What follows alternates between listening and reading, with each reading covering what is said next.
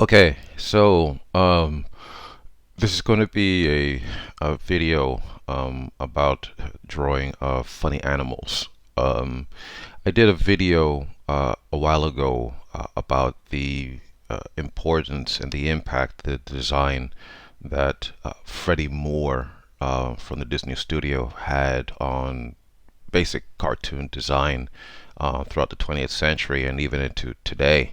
You can see his designs that are still used on cereal boxes today in terms of um, that basic like Mickey Mouse kind of design, where you have the uh, pear-shaped body, and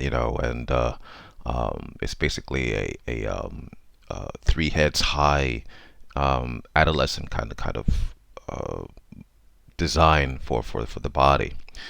Um, I'm showing you guys here some very quick designs that could be pretty much the usual um, generic kind of like cute funny animal designs. I wasn't setting out to draw Mickey Mouse or anything like that, but I wanted to show pretty much like how easy it is like to design um, just a kind of like generic character, because uh, throughout throughout the 40s and the 1950s, and actually yeah, maybe even into the 60s, all pretty much, almost all the cartoon characters kind of like looked like this. You had like a circular for the head, and then a snout, two large like geometric shapes for the ears, and there you go. You're off to the races. Um, Now, the reason why I was inspired to do this is because I was going through some old drawings, and I was doing kind of like my own little like tryout portfolio of like Disney design characters and things like that. Actually, like from like the old like Disney model sheets.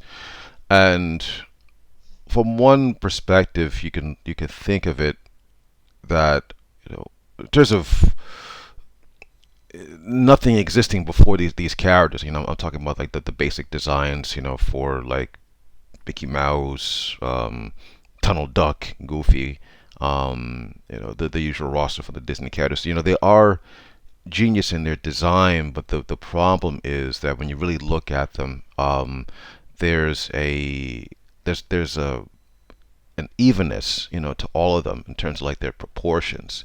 They're great in terms of their function, and at the time, I think um, they had a huge impact in terms of their appeal and their function.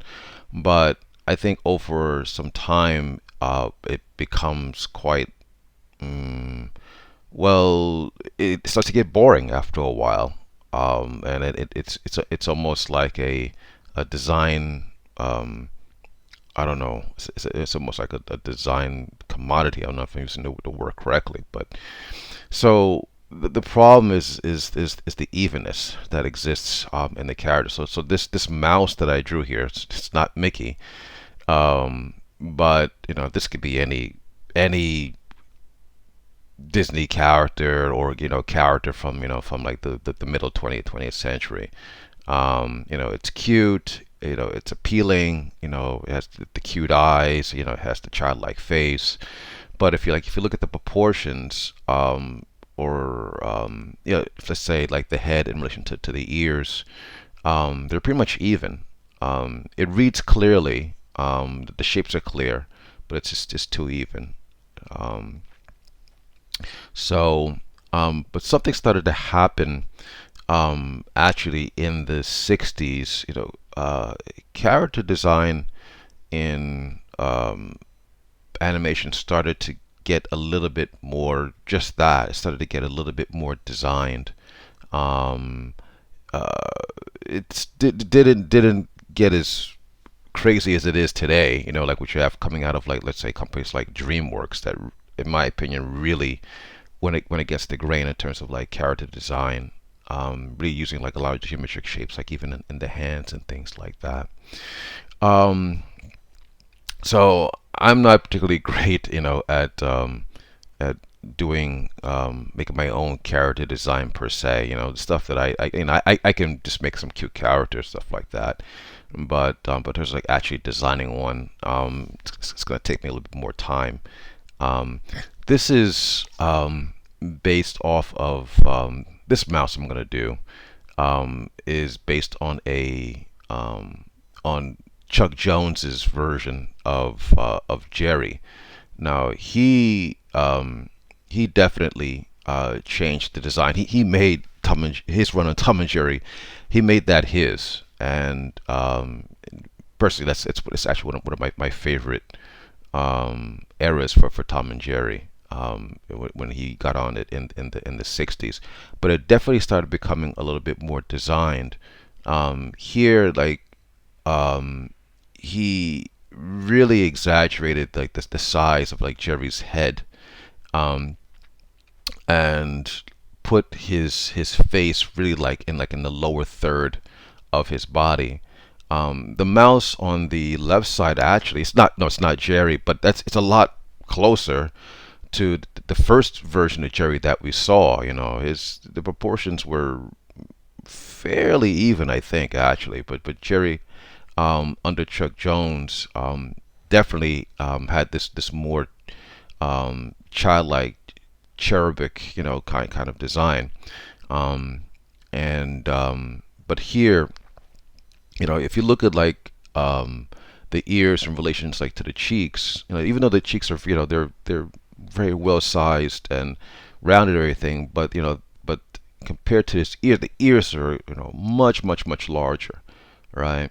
Another thing in terms of like the head design, he didn't go out and make like a perfect circle. It's like, as but they had like with the old Disney characters, they all had like a perfect circle like, for the head pretty much, and then there was some architecture put on top of that. Um, Chuck Jones's design is almost a little bit kind of like a little bit squarish in a way. Actually, it's like a rounder square. So it's a different and more interesting like geometric shape in that way.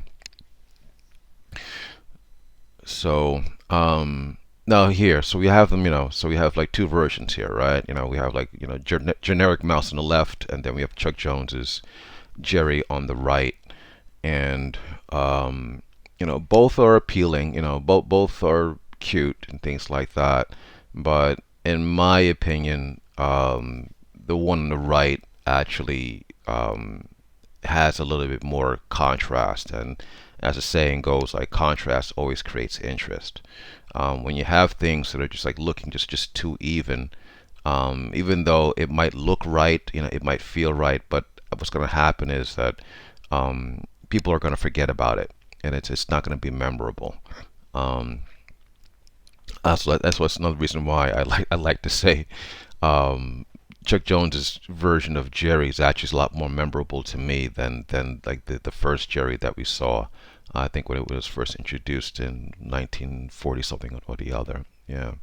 So yes, as I wrote here, more contrast in shape, proportions, um, definitely more memorable. So look, it really depends what you're trying to do.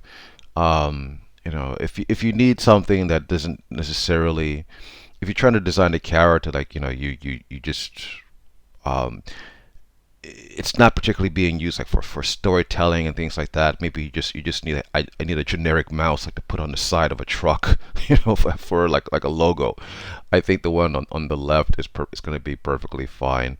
But I think if you want something that definitely has more utility in terms of like storytelling, or making a character that is memorable, I would go for something like that on the right. I think I'm gonna do some body designs here. Um, let's see. By the way, yeah, I took away that neck on the one on the right, because with a neck like that means, this character would have to like be standing like pretty tall. you if you're gonna draw things like mice and like little small cute characters like that, you want to you want to take it easy with the neck. Okay. All right. So here, here it is. Like, here's every single, uh, Fox pseudo, you know, insert name here, mouse character. You want, that's how you construct it. That's how you do it. And basically, this is the Freddie Moore design. This is the same design that we saw in Andy Panda. It's the same design in Woody Woodpecker. When Fred Moore got a hold of it, it's Donald, but just with the legs standing upwards as opposed like to being in a crouching position. And it works. It's fine. Hey, I need I need um, a mannequin here. That's gonna read, cute, funny animal, and this is what you need. It's perfectly 3 heads high. Okay. Um, and don't get me wrong. I mean, in terms of you know the way the Disney studio came up with this design, I think it's brilliant in some ways, because it employs so many things, so many good principles about drawing are in here, in terms of like perspective, in terms of squash and stretch, in terms of like overlap, solid drawing. All those things are in this design. I think it works in that regard. The problem is that it works so well is that it becomes boring. It becomes very, very boring and very forgettable. When you guys go to Disneyland or Disney Sea, there are a lot of like generic looking characters that never appeared in any Disney movie that you can name, and they're cute, but they just kind of like they just fade to the background because they all kind of like look the same, unfortunately. Okay, so yeah, this character here, I guess this would work great for like a Chuck E. Cheese pizzeria mascot logo or something like that. That's perfectly fine. Or maybe something, I don't know, maybe a very generic like coloring book character. You're writing a story about Country Mouse and City Mouse. That's perfectly fine. But it's really it's forgettable. I mean, this thing is as memorable as a slice of white bread with nothing on it, really. Um, but again, it's undeniable. There is an appeal to it. Like all the ingredients are there. It's just that it's just not taking like the next step. That's the problem. Okay. Um, as I'm writing here, yeah, this works somewhat, for something, um, you know, like Mickey Mouse, Mickey Mouse, but Mickey Mouse-ish. And then the reason why it works for Mickey, by the way, is because like Mickey is the original. You know, Superman works for a reason because like he's the original. But if you keep on making like superhero designs that look like Superman all the time, it's gonna be you know uninteresting. Because you're always gonna compare it to that. And um, actually, the characters that do resemble Superman, for example, just big, strong man, square jaw, red, blue variation, and a cape. It's gonna fall to uh, you're gonna forget about it, right? It's not gonna be memorable, but it's forgivable. If it's Mickey Mouse, or it's forgivable, or if it's a character like a Superman, because they are the original. but you have to take it the next step. You have to do some kind of really dramatic variation on it, if you want it to be memorable. All right, so I'm gonna do um, a a a full body uh, example of, let's say, like a Chuck Jones style uh, character. Now, keep in mind, Chuck Jones is also guilty to like the needs of production. He didn't really have that much difference in terms of design between, let's say, a Bugs Bunny or a Daffy Duck. I mean, the bodies are just like the pear shapes, just elongated. Um, but I have to admit, like for his other characters, like a lot of his supporting characters, the designs are awesome. They are very geometric. They're all a wide variety of squares and triangle shapes and things like that. And they all have like this interesting appeal. So here, um, in this case, now this design here, you can see like much, how large the head is. Like, let's say in like relation like to like the feet, for example, right? Um, the head is dramatically larger as compared to like the typical like Fred Moore kind of design. By the way, Chuck Jones in his first few years as an animation director, he had a character named Sniffles, which was pretty much it was Mickey. It was like a um, let's say like a high pencil mileage version of Mickey Mouse. And actually, Sniffles was quite cute, but the problem is that yeah, I mean it was Sniffles is kind of forgettable, actually, just in terms of his overall general design. The only thing that makes it going for him is I guess like the amount of detail in the character as compared to like a Mickey Mouse, right? So here, he's made like the chest area quite small, quite small, and then like he's created a little bit more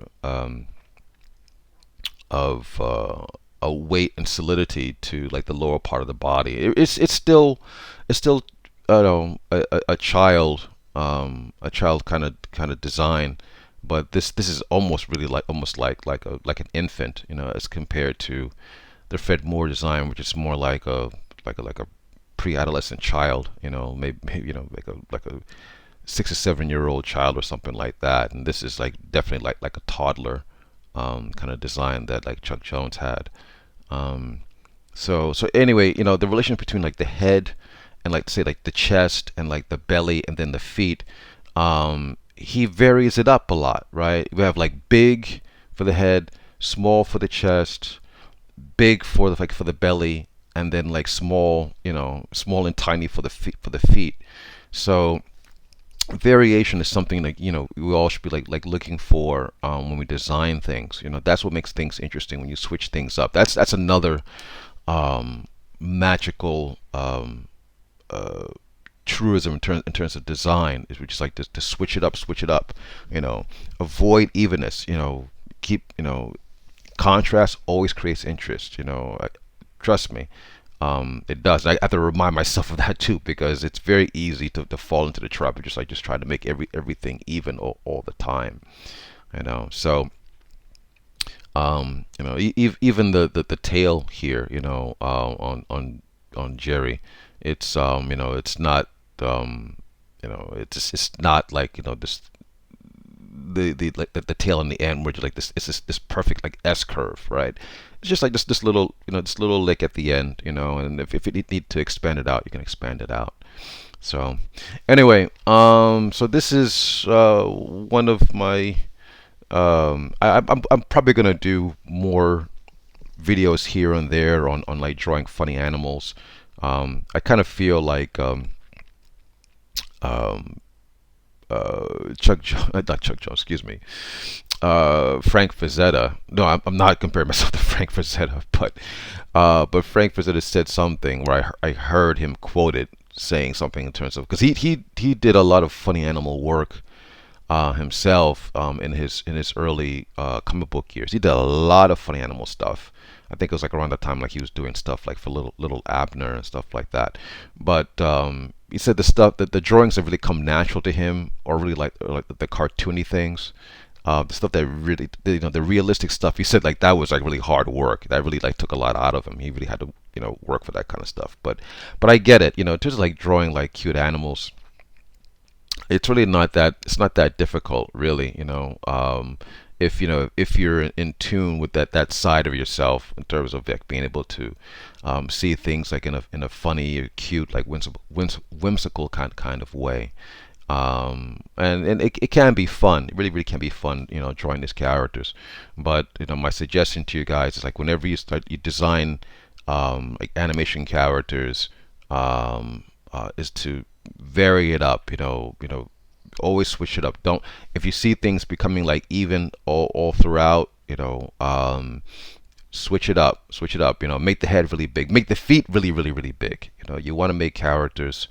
Um, we all want to make characters that are memorable, and that say something. Um, I'll leave with this one last other